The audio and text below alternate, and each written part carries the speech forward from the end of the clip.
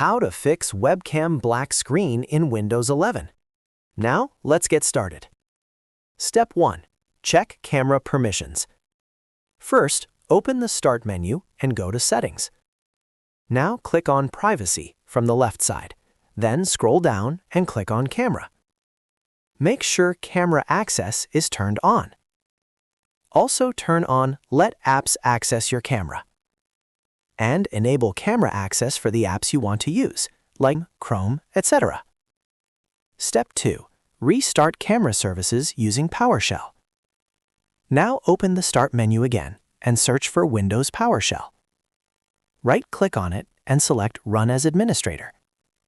Now copy and paste the command, given in description, and press Enter. Once done, close the window. Step 3. Restart your computer. This step is very important.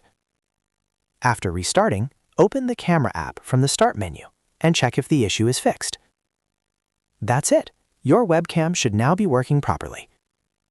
If you found this video helpful, don't forget to like the video, subscribe, and press the bell icon for more quick tech tutorials.